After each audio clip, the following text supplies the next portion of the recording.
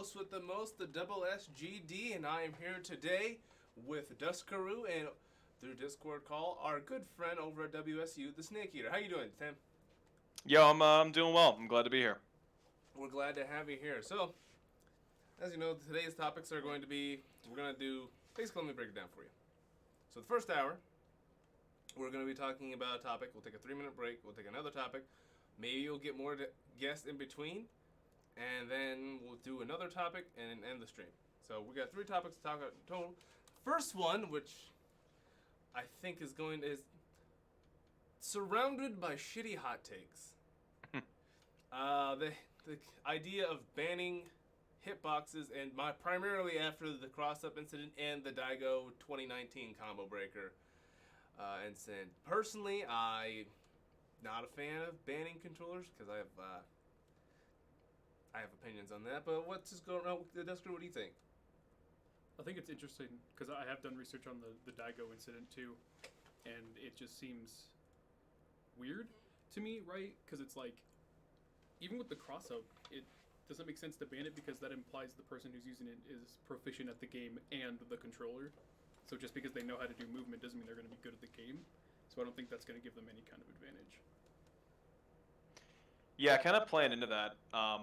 I would say that it's more a matter of your own personal skill and more a matter of how actually skilled you are at the game, right? So people debate about, what's better to play on a pad, a hitbox, a mix box, a stick, a steering wheel. There's plenty of controllers out there. I think that regardless of what you choose, there's not going to be a real easy shortcut. And however much of a shortcut people might perceive it, something like a mix box, right? You've still got to put in so much time and work and effort to get good at your game, where even if your execution's really good, your execution is just a small facet of such a significantly larger game and a game plan that it's just not as important as I think some people are making it. I don't think hitting Electric Wind Godfist or doing crazy Zato stuff in a practice mode is indicative of how well you can actually do in a tournament. Otherwise, Desk would be winning everything. I 100% agree with that, and that's kind of one of the things I brought up as a main point of contention in my class the other day about, the morality and ethics of sport was just because you have access to this tool doesn't mean you know how to use the tool. Like, yeah, let's say I can I can use and execute an Electric Wind Godfist perfectly every time. It doesn't do me much good if I don't know how to hit people with it. It's not indicative of execution does not equal skill. And I think you guys are also just touching on this point. Another thing is the accessibility of controllers is very nuanced and it's very personal, right? Like some people play on pad. You can even play on keyboard, which if you told me there's a difference between a keyboard and a hitbox, you're token smoke. That's all I'm going to tell you.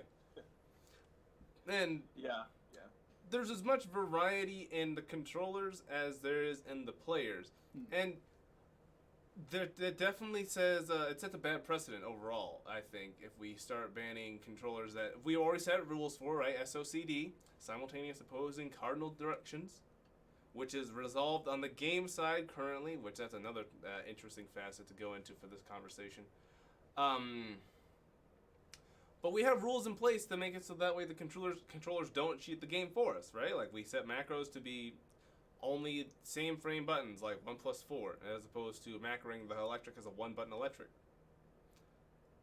Yeah, I think it's more important to have the game devs kind of solve this issue themselves and decide on, okay, do we have the right functions in our game to make sure that you can't be hitting left and right at the same time to get walking sonic booms, stuff like that. Right.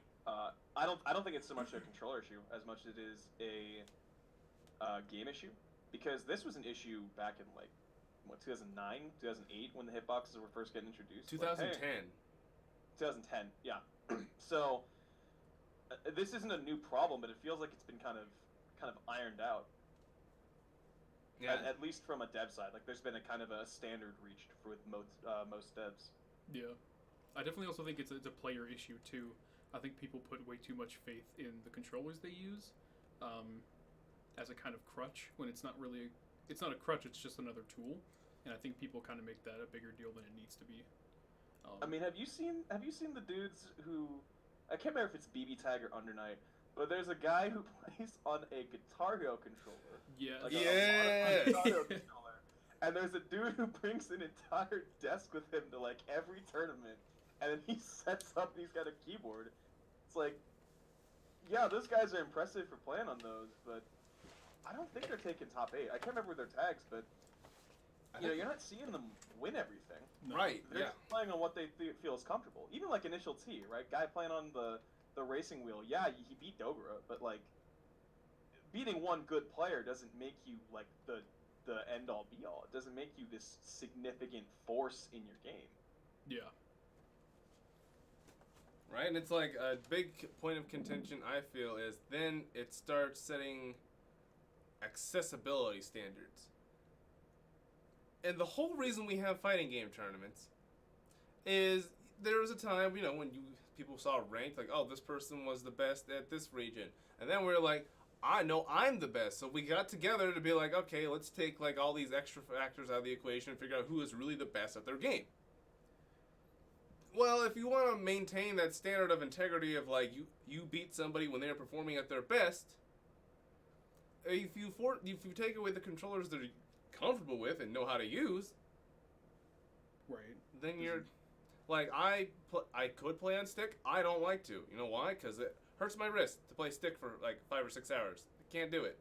Hitbox, Yeah. learning curve, right? Like the bottom button being up to jump, like took me like 3 months to get that right. Yeah, and it's interesting to kind of bring that up as the accessibility issue. I think accessibility is a really big, interesting, and important thing that people kind of should address in the community, especially with the Snake Eyes, right? Snake Eyes had that. I don't know if you've seen this, but he has that specially made like controller prototype that was designed by UCLA students, where they made a controller that specifically fits to his hands, and it looks like this like monstrosity of a boomerang, but it's specifically tailored to him. It's like, yeah, this controller helps you most. You get guys like Broly Legs, right? Broly Legs plays on a pad, but he uses his mouth because he can't use his arms or legs. Yeah. You have hitboxes, sticks. You've got mix boxes. I've been to tournaments. I've seen people play on like just about everything, and I think the accessibility thing is important because I don't think it's kind of the path you take to get to the top. I think it's a matter of if you get to the top and you prove that you belong there, right? You didn't cheat to get there. And I think people saying that, oh, controllers are cheating or that you're somehow cheating by using a different controller is nonsense. Yeah. Absolutely. I think kind of building on that too, there was I remember when I saw it, but there's this new mix box called the Smash Box, and it looks absolutely horrendous in terms of how many buttons there are because it's supposed to emulate a GameCube controller on a flat surface. But it's like realistically expecting someone to take that up and make top 8 or just win grand finals in some way at a big tournament just because they're using that box makes no sense, honestly. And I think that thing's actually been around a long time. That was designed a while ago. It's just that Melee's been really like slow to adapt to it, or I've seen a bunch of tournaments debate on whether it should be there, or I can't remember the guy's tag. I think it's Hacks who made the special controller modification to make some special stuff easier on GameCube. To say like, hey, we can just implement this because a lot of players have hand problems because playing Melee at a super high level is murderous to hands. Yeah. And people went back and forth, and I think they ultimately said, nah, we're gonna cut that. But I haven't followed that closely enough to like definitively say that, oh, this doesn't exist anymore. But even in a community like Melee, right? Melee's been around for 18 years, 19 years, and you've got that even in hot debate, or it was in hot debate. I don't know about now, but yeah, I actually know a guy who has a Smashbox in back in my hometown, and I've seen it, and it's a lot of buttons. It's a monster. Yeah. Did you go to Red Bull Conquest as well? I did, yeah. You remember the guy who was playing Street Fighter V on the controller he made of a ramen box? Yeah, he rode with us. He's my roommate. Oh, damn! Yeah. Tell me a true hero.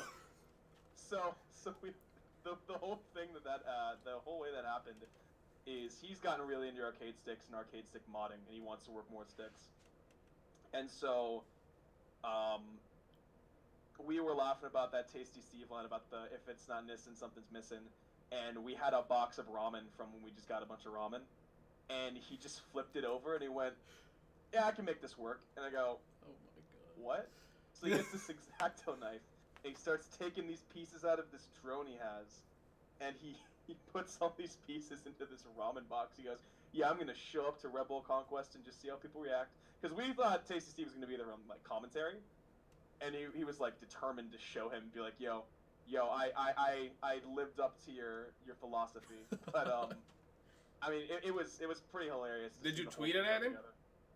I don't think I did, because we wanted to wait until we were in Seattle for that. But it was pretty funny. And then later on, he made a hitbox, or he's got the shell of a hitbox made out of a Vans shoebox. So it's a really small surface, but he made a hitbox. Now he just needs to wire it. So, I mean, I think that kind of plays back in the conversation of what controllers should be allowed and whatnot. I think it's really cool to see people enact creativity and just kind of make whatever they want to make, and have all these wacky sticks and controllers and stuff. Like, yeah, I'd spend a lot of time on this. Like, it's an art form in and of itself. And I think it's really cool. Yeah.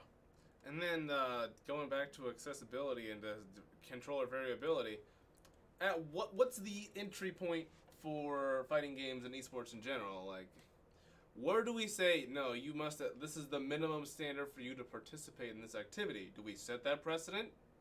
And then, is the point of competition to be accessible or exclusivity?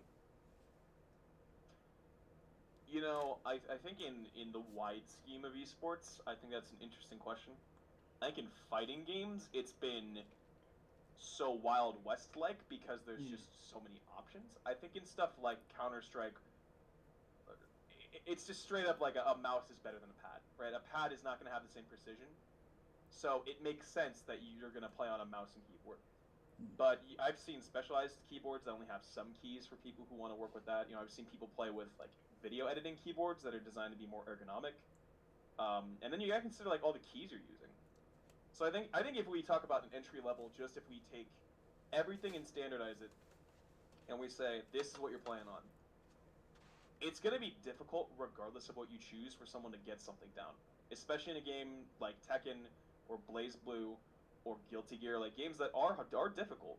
And that goes for League and Dota and CS:GO too. You know, I think those games are all really hard too, as someone who's played all of those games off and on, or in the case of League, far too much, right? You spend a lot of time figuring out how to play that game, and you have to develop that muscle memory just like pretty much anything else, whether that's an esport or a sport or just a regular physical activity.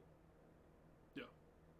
I think that actually is a really good way to understand what is and is not a gateway into esports and fighting games themselves. It's kind of like, for fighting games, I would say if you're learning how to play the game at a high enough level, or at a higher level than you already are, I feel like that's a good enough gateway to participate in tournaments, because you're willing to learn from what you are or are not doing. But for other games, it's like you have to know what you're doing in the first place before you go in, but you don't have to know necessarily anything about fighting games before going into a tournament. Yeah. And I think that's kind of nice, is that it's way easier to get into a fighting game tournament than it is like a league tournament. Because at the very entry level, you need 5 people for a league tournament.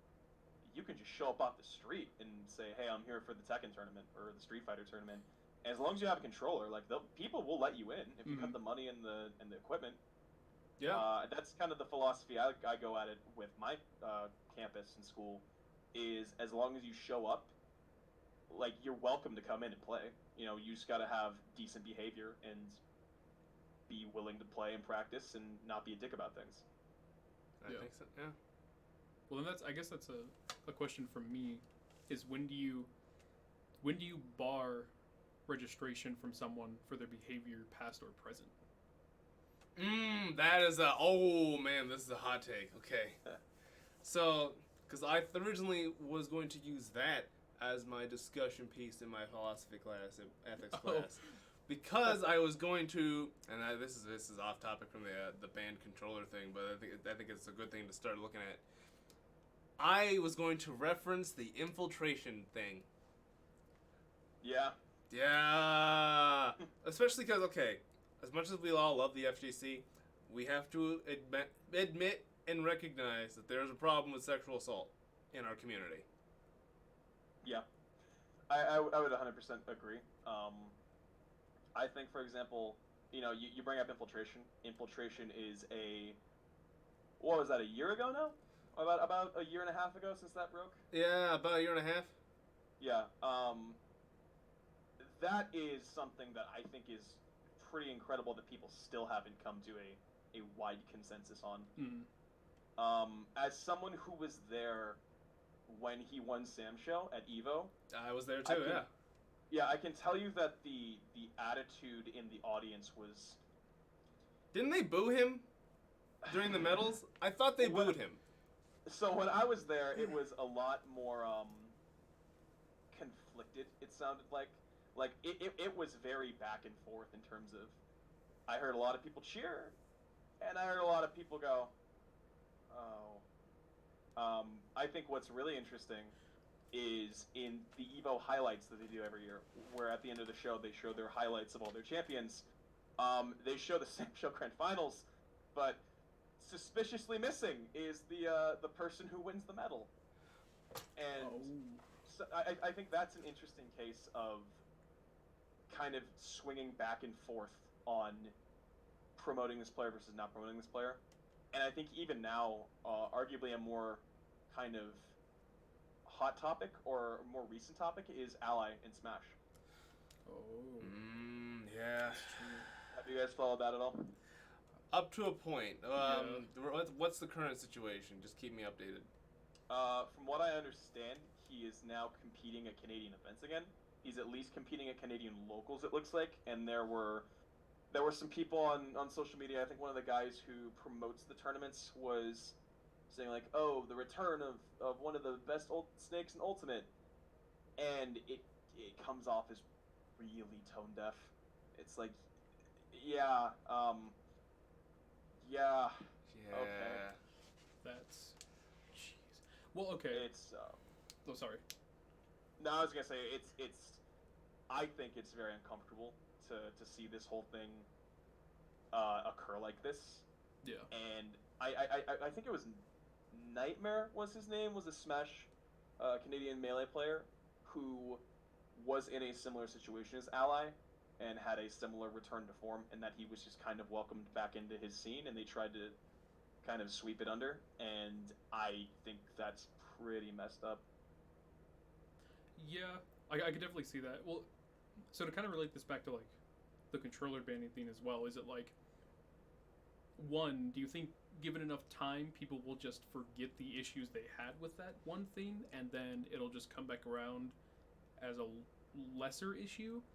And two, is it like, is the community really driving the issue, or is it like the high tier players who also have controversy that are helping drive issues with controllers? Like that kind of, well, controllers not necessarily, but If I may interject at this point, I think, okay, I'm going to address number 2, your second question.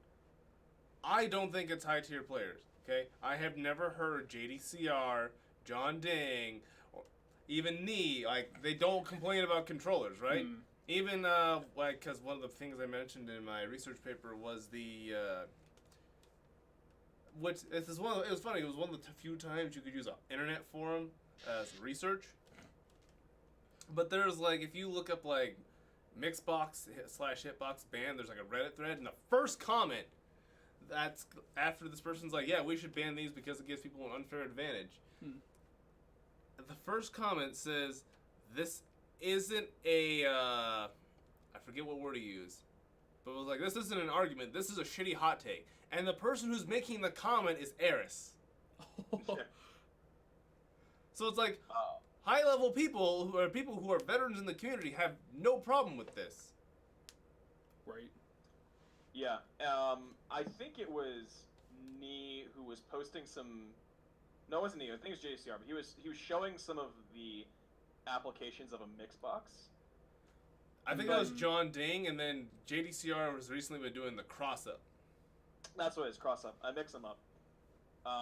No, JDCR was showing some cross-up stuff. And you watch, and it's like, yeah, it's really impressive you can hit all these Godfists in a row. You still gotta apply it neutral. You still gotta have a solid game plan. You still need to know how to play the game. Mm-hmm. And I think that's more important, is that people are... What's interesting is I've heard people argue about sort of the sanctity of difficulty in Tekken. There's a player in my scene who specifically goes, oh, you know, if you take away the execution from Heihachi and Devil Jin and Kazuya, what are they? And I go, well, they're Heihachi and they're Kazuya and they're Devil Jin. Like they're characters who are not 100% defined by their difficulty. Their difficulty is a facet, and it is an arguably quite important facet of their character. But end of the day, like if someone gets good with this character, they're doing so to get good with the skill set, or because they like them, or maybe it is because they think they're difficult and they want to master them. And I think any of those reasons are fine. I don't think you are taking something away from a character by having some kind of legal sanctioned implement that makes them a little bit easier to work with.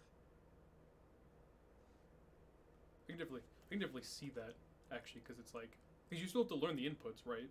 Yeah. It's not like you're not learning the inputs; you still have to learn them. So yeah. You're not taking away any step in the learning process compared to everyone else.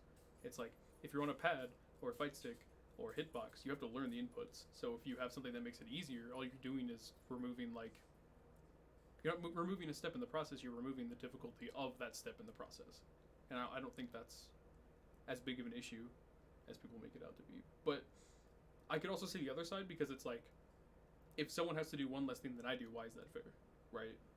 Like, why do they get to input it faster than I can? But then it's like, what about reaction times? You know, I think that's ultimately going to come down to personal player preference. Yeah, I think that's a player issue by individual player. Yeah, you know, like I think there's just some things that are easier on a stick, and I think there's just some things that are easier on a pad.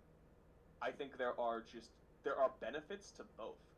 Right. Same with hitbox, same with cross-up, same with mixbox, right? There's benefits and certain things you can do on, I think, all of the controllers that are going to make it easier when compared to the other controllers. But all of them have drawbacks and all of them have advantages.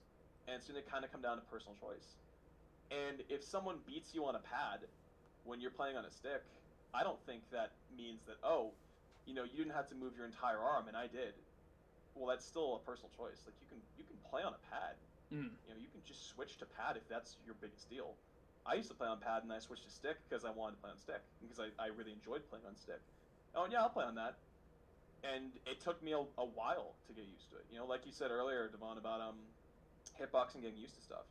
It takes a while to break your old habits and get into a new learning method. And my arm was so sore for like a week or two on playing on stick because I just didn't have the muscle memory and I wasn't used to it. And you kind of got to learn the motion of like, okay, don't use your entire arm, use your wrist. You know, use your fingers. Use smaller movements and then figure out what's comfortable from there, that kind of thing. Right. You know, that's exactly right. And it's like, I think one of the reasons that a lot of people find it difficult to switch controllers, and this is just from the coming at this from neuroscience and a lot of like habit formation and stuff, is there's a point when you're learning a new controller, especially if you're like any semblance of decent and you know what you're doing, like you know what you want to do in the game, where you have a game plan in your head, but your hands can't execute what you're thinking. And I think when you're playing at like competitive levels, that gets really frustrating, being like, damn, I wanted to do the down two because I knew he was going to do this, so I wanted to get the counter hit, and I just derped because I couldn't figure out which one's down in that moment. Yeah, you have the plan, but you don't have the execution yet. Right. You have the idea and the vision of what you want, but you do not have the physical capacity to do it yet. Like, I think a good example is, like, if you're learning, like, Japanese, right? It's one thing to read kanji. It's another thing to write it. It is one thing to think about and figure out the actual best method of, doing a lift if you're exercising. And it's another to actually physically do it and go through the pain and go through the stress and figure out, okay, am I lined up right? Is my balance right? Is my weight distributed correctly? Am I working with the right weight? All those factors go into learning a new skill. It's the disconnect that eventually the marriage between what you envision and what you're actually doing. Yeah, crossing that initial threshold of getting them to meet, or when they don't meet. So I guess the question becomes, in a competitive environment, what's more important, the execution or the game plan? Well, I think it's like I said earlier, it's a marriage of both. Well, okay, but we can't pick both. I can't pick both. You can't pick both. I'm gonna say it's game plan. I'm gonna say it's the mental facet. I think that's slightly more important. I think it's more important to have a wider base of knowledge, because I think if you look at players who are really good, not necessarily all of them play really hard characters. Not all of them are execution gods. They just know their games intimately, and they know exactly what they can do and how to work, how to play, and how their character should work, and they work with that, and they go for that. Like I think a really good example of that is Rangshu, because Rangshu has gone on record saying, "Oh, I played bears because I sucked at sidestepping. I wasn't good at sidestepping, so I picked a character who doesn't need to sidestep a whole lot." Because of an execution issue they had, Rangshu just decided, yeah, I'm just going to play an easier character, even if they're technically worse on the list, or on the tier list, and I'm just going to go out and see how well I do. And wouldn't you know it, he becomes a world champion, and he regularly places top 16, top 8 in a lot of really respectable good tournaments. Yep. I feel like... So I think it does come down to game plan more. I think it comes down to understanding your game and how to play it, and the complexities and the facets of it, and just embodying it, just going in and just absolutely making it your thing. And Yeah.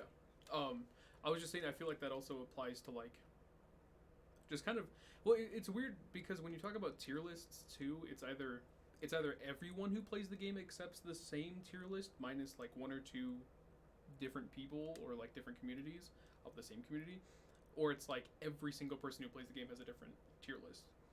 And so it's interesting to think about that in terms of like having a game plan, because you could play a certain list of characters who are all known as the worst and still beat someone who's super good at, playing what is considered the best character. So I feel like it's better in my mind to have that game plan to why did understand. they pick blue font? Oh, okay. Yeah, why did they? I was like, why did you pick blue font on a black screen? What's up, Nacho Cheese? But like if you have the game plan, right, then you can adapt that really easily, which I feel like goes well into knowing what a game plan is.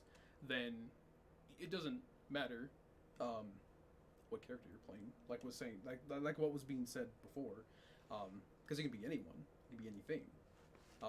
But as long as you know how to outplay someone, why does it matter, right? Right. Yeah. And I think I will also agree with that, the game plan. Because as I mentioned earlier, just because you can use the Electric Wind God Fist doesn't mean you know how to use the Electric Wind God Fist. Yeah. It's either do you know how to play or do you know how to play? Right, Really. that's one of the things I comment on every Sunday when I'm like playing Tekken and streaming. Is I'm like, okay, this person really knows their combos, but you've played a total of 10 matches. Okay, you don't know how to play the game, because I guarantee you don't know how to block punish. You don't know how to sidestep. You don't know how to tech grabs. They don't You expect to just wake worked up. on really high damaging combos, but you are forcing situations. You're trying to force situations that don't work. Mm-hmm. Yeah, I've beaten every trial for Street Fighter V, right? I've gone into trials mode and I've done every single character's trial, I think. That doesn't mean I can play every character. Mm-hmm. I can play like 2 or 3. I can't play all of them. And even then, there's only like 1 or 2 I feel really comfortable with. I think that's an example of just because you can execute and just because you can do some hard stuff doesn't mean you're good at a character or good at a game. There's so many facets that go into the game. Yeah. Like you said, there's execution and game plan. We kind of broke those into two large camps, but there's also the mind game. There's also the interpersonal, peer-to-peer relation of how deep can you get in my head and how deep can I get in yours? Can I predict what you're going to do next? Am I right? Am I wrong? What do I think you're going to do? How can I plan ahead? All those factor into playing a fighting game, and that's where I think things get really interesting. Is you have your game plan and I have mine. You have your execution, I have mine. But now it's about you and me. Now it's about reading each other and working with each other and figuring out who comes out on top here in what is going to be a hopefully close match. And if I destroy you, then maybe it's because your execution wasn't on par. Maybe it's because you had ideas of things you wanted to do, but you just weren't there yet. But it's probably because I just got in your head. It's probably just because I just knew more than you, and I was able to just kind of read when you were nervous or uncomfortable and just mess with you. I think that's an underrated and underappreciated facet of fighting games in general. I know it's something that I find very difficult to explain to people when I explain what I do and how I spend so much time practicing these games, and they're like, "Really?" It's like, yeah, but it's not because I'm practicing execution. Like, I don't really worry about execution. If it happens, cool. If it's not, I'd rather be able to consistently win neutral than consistently land combos. Yeah. Because if I would agree. Right? Because if I can consistently get the hit, then it doesn't matter how much damage I'm doing if I hit you every time. Right. Whereas if I have a TOD, but it's very specific to an exact situation, how likely is that situation to actually occur? Yeah. It's funny you bring that up. I was playing Street Fighter last night at one of our sessions, and I play Sagat, right? So I mostly play a lot of like mid to long range characters. I play some zoners, but most of the time I play kind of like mid range poking zoner types, and that's kind of my whole game plan. My thought is I don't necessarily need to hit you with a really long combo. I just need to hit you enough times and keep it a long enough range to where, like, I establish, no, this is a space I own, and if you walk in here, you're gonna get hit. Yep. So I beat him only using heavy kick, mid kick, and fireballs. And that's it. That's all I did. I don't think I did a combo once in that entire round of play, and I nearly perfected him because I was able to just keep that range and keep that distance and force him to jump or force him to try to dash in. Like, okay, you dashed in, poke. Okay, you're jumping, heavy kick, and like that entire archetype is built on that frustration game. He's getting someone frustrated enough to where they start messing up. And that's one of the things I do with my very unusual like team comps in Dragon Ball all the time. Because I play Gogeta on point, because Gogeta needs all the help he can get. He really do. Yeah.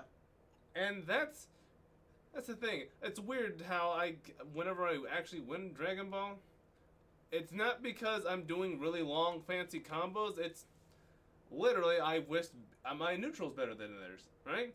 It's like I will rather go for the hard reset, back up to like half screen, and win neutral again, than try to do corner pressure. Corner pressure for me, I don't know what it is. My brain can't do it. I always get punished. So it's like, no, I'll just play out neutral then. Yeah, and that's a fundamental part of the game. Playing neutral is a fundamental part of just about every fighting game. Mm-hmm. And there's so many factors, like I said earlier, that just wrap into what makes you good at a fighting game. And I think what's really fascinating is when you see players who place well or who do well, who don't necessarily have all of those skills mastered, or who don't necessarily have all of those skills locked down like super proficiently, but they specialize in a few particular things, or they're really good at a few particular things. And that's one of the things that I always stress with the students here is I'd rather you be good at one or two things really well and then figure the rest out later, and then have a little knowledge in everything. Yeah. It's like when I play Tekken, whenever I learn a new character or just like really work on a move, I spend like 2 hours just repeating that move until I understand within like 80% accuracy what its exact range is, right? Get that spacing game. Yeah. And I to think- figure out the purpose of it. Like, why is this move here? Yep. What does it do? When should I use it? Yeah. Exactly. That kind of works really well, especially with like Dragon Ball, especially because there's so many characters, not including the fact that Tekken 7 also has a lot of characters, and Street Fighter. But specifically for Dragon Ball, you have 3 characters on like one team that need to work together in a way that you need to understand every single character. But you can also get away with only knowing like 2 of your characters too, which I think is what's interesting about Dragon Ball FighterZ. Because it's not that it's harder, but it's a lot more micromanagement too compared to like Tekken 7 or Street Fighter, at least in my opinion, because it's like Tekken 7 and Street Fighter, you're focusing on your character and what they're doing, and the person you're playing against and what their character's doing. But in fighters, you have to worry about 3 of what your characters are doing at any given time, and 3 of what the other person's characters are doing at any given time on their side. So it's kind of like if you know how to manage yourself and your moves, and that's what you know best, but you don't know how to work about like how someone else is playing, then it's kind of like what you're learning is only benefiting you halfway, kind of, right? So I think that's what. Yeah. Go ahead. I was gonna say, I think that applies to pretty much all team games, because I think a really interesting dynamic with that is like the KOF series, like King of Fighters games. There's a few save games with assists, but most of them are you play this character until they're out, and then you move to the next character. Yeah. So the whole KOF metagame is beyond just who's good, because on paper, okay, who's good, and you can figure it out from like, okay, this character has good frames or good damage or they're quick or this or that. But you've also got to consider how easily do they build meter? How well do they spend meter? How much can this character help my other characters? You know, some characters are played more in a supporting role. Some characters are played more in a point aggression damaging role. That kind of thing. And it's like you said earlier about kind of micromanaging and having that wider body of knowledge, where I think that is a different type of difficulty compared to stuff like Street Fighter and Tekken. I don't think it is necessarily significantly more difficult, because I think kind of the argument of what is a harder fighting game is sort of a non-starter. I don't think it matters what the hardest fighting game is.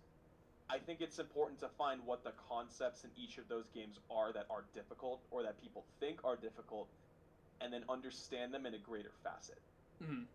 You can go like, oh, okay, so KOF has a lot of focus on the team mechanic. Dragon Ball and Marvel have assists and have a lot of screen filling. Sam Show has really high damage. Guilty Gear has a million options. BlazBlue has a million options. You know, Tekken has really in-depth movement. All that kind of stuff. Okay, but if you had to pick which one's the hardest fighting game. You know, I would argue it's either a team game like Marvel, like a really intense team game like Marvel 2 or Marvel 3, or it is a super complex execution heavy 3D fighter like Virtua Fighter. Like Virtua Fighter 5 Final Showdown has got some crazy shit in that game if you want to go really hard. Tekken even has some really hard stuff. Yeah. And then if you want to expand that to, if you're talking hard from like a knowledge standpoint or an execution standpoint or both combined, then I think you really end up in just a trash heap of, well, I don't know. Yeah. Like for me, playing neutral in Tekken is fairly different from playing neutral in Marvel. that'd be true. It's very true. Well, fireballs, man, except if you're Akuma. Yeah, and Geese and Eliza, but Eliza sucks, doesn't she? Yeah, Eliza's pretty bad. Yeah. There you go. Oh, okay. Here's the thing, though. But there are no bad characters in Tekken, but like, you know, she's not great. Not great. Not yeah. bad. There were just some characters. She's that just exist to be bad. There are characters that exist. I could be like, that's the thing. That's what's great about Tekken is like characters aren't necessarily good or bad. It's all about how you use them because Panda is considered the worst character in the game. And clearly, And it doesn't then mean anything. Rain, like you mentioned earlier, Rainshu becomes the Tekken World Tour champion last year, playing the worst character in the game. I mean, she's far from the worst, but we just saw Sakura win Evo Japan. If you look at the top 8 of Evo Japan, that's a feat. SF5 in particular. That is all over the supposed tier lists and early tiers of what people propose are kind of the standings in this game right now. I feel like that's we should discuss this at a later point. As the importance of tier lists. No. I think this is a great follow up for a future episode, cause I have some hot takes on tier list. Yeah. Oh man, well, it's shorthand, irrelevant. Yeah. All right. That kind of goes for all games. As much as I know we want to like kind of shuffle that later for a later discussion, I feel like that just goes for all games because people will always. It is innate nature in video games to say what is bad and what is good, right? So, at what point do you objectively allow someone to say this character is straight up bad, and you can't argue with that, right? At what point are you able to do that? I'd say there's some characters who are just straight up bad who really shouldn't play. Yeah. Like, go back but- to Marvel, for example. If you want to play Marvel 3, if you want to play Iron Fist, like, Oh god. alright, if you want to, I'm not gonna stop you, but I'm just gonna say, like, You could be making your life much easier. Yeah. you're gonna have a time, like, just pick Akuma, just pick Amaterasu, just pick someone else. You could literally play Beautiful Joe and get somewhere with that. Yeah, well, it's like you said too. Like in a game like a team game, because there's so many elements and so many aspects. I think it's harder to definitively make a tier list. Yeah. Because if you find a bizarre combo or a bizarre, not combo as an attack combo, but like a literal combination of assists and techniques and factors, you can figure out some loony shit in those games. And I think that's what makes them so much fun to watch and so stressful to play. Yeah. Remember when everyone initially thought Bardock was bad? Remember when people thought Did base Goku people? was Because like from what I saw, I don't think anyone ever thought Bardock was like terrible. I remember when he first came out, like people were like, he's okay, but like the base roster's better. And then Goichi was like, guys, I understand how to use this character, and it changed everyone's perspective. That's the thing about tier lists. It only takes one person to change everyone's perspective. Yeah, So that's I would say that's fair. That's another thing too. Is like, at what point are tier lists just high tier players complaining about a character and people going, "Oh, well, then that must be true," right? Because I would say undoubtedly Bardock and GT Goku are extremely not. I'll say broken. I'll say broken because I don't know how else to say it. But that doesn't mean that just because someone uses them they'll win, right? That I think that starts to go into mind games too, like we were talking about earlier, because it's like if someone picks GT Goku and I know what he's capable of, and I've watched him like I've not watched the player, but I've seen the character play a lot, and I know like all of his movesets, I know what combos he can do, I know how dangerous he is in like certain neutral situations. At what point does that start decreasing my morale by default without me like purposely trying to like bring it down, knowing who I'm playing, right? At what point? Shout out to my man Fenrich for holding down so much of his team for so long. Oh, I know. So God bless. God bless. Never give up on Cell. Never give up on Super Saiyan Vegeta. People gave up on Vegeta way too early. I'm just gonna say that. I know. I was like, why? I think Vegeta's still good. Base Vegeta is gross. Oh, let's be Well, it's real. like they're still good. It's just that you got options that are arguably just better, or you've got people saying, "Oh, why would I play this when I could just play that?" Right. Yeah. Well, that's kind of what I've observed with like, because a lot of my team comps go to either who looks the coolest together, or who do I play really well together. And so like my main, which still is and has been, is Beerus, Yamcha, and Adult Gohan because I play them really well. But you can argue Beerus has absolutely no reason to be on a team because one, his stun time is dumb. Like, it doesn't exist. But like, and then you could just play Teen Gohan and he has infinite stun time, or GT Goku because all he does is you can't get 5L? out of his combos. Yeah, exactly. shout out to my guy Adolfo out in Moses Lake, rocking hit Beerus Cooler, Ooh. Oh. and he is something else, man. Like that guy can play. People, I think Hit is in the same tier, not in terms of tier list, but like in the same tier of criticism as Jiren is. People are like, no, Jiren and Hit just suck, but it's like, people hate Hit because he has no bar building, right? Yeah. I mean, then It's so cool though. he has no Yeah, mix. yeah. He has no mix. That's the facts. Like because they reduced the time on his 3H, the boy has no mix now. Because as soon as you're like, oh wait, you're gonna grab me now, backdash him, you're gonna grab. That's it. 2M. You're dead. True. Yeah, I know. I play Hit too. I don't really play a lot of Dragon Ball, but when I do, I play Hit, and it's Oh no, that's Jiren. Hit. Jiren not hearing. Yeah, that's why What? Jiren's Okay. bad. Okay, for a second I thought like, wait, 3H on Hit, what? Yeah, who's using 3H on Hit to like confirm anything? What are you doing? No, Hit is not bad. Okay, Hit plays to a certain strength, and this is why if I can get Kuba on the next hour session, that'd be great, because Kuba is actually definitively, I think he's one of the top 3 hit players in the world, Oh my god. as official through like the Bandai Namco like scoreboard right now Yeah. for LCQ, which he wasn't able to make it for, but like, yeah. Whenever you see Kuba go for like a hard knockdown, you don't see him probably do pressure things. He does the thing Hit's good at, which is reading your opponent. Like, you're gonna press a button now. Boom. That's just Hit is the counter game, really. Like he's the wake up game you don't want to play against. Right? He's like, wake up DP. All right.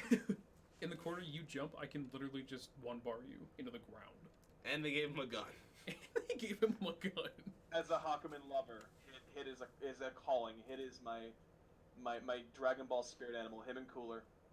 Yo, Cooler is so cool though. Like, Cooler Cooler's specifically. slept on, but he's also not able to do a whole lot. Cooler's so cool.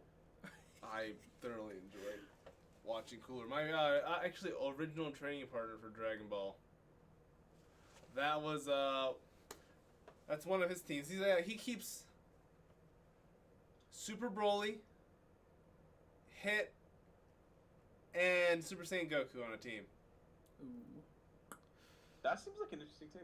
It's a really interesting team because I have the mix up, like the block strings memorized for the other 2 characters, but then Cooler I'm just like, it's my oh wait, nope, 3H or some stupid thing where I'm like, I count how many lows and I'm like, oh wait. And then that's why he picked up Super Broly, because he's like, I know you count how many times people do lows, but he can do up to 4 2Ms. Don't throw your fireballs, man. Don't throw your beams. Right? It's like, I'll get in there. it's not worth it. Or the best voice line in the game.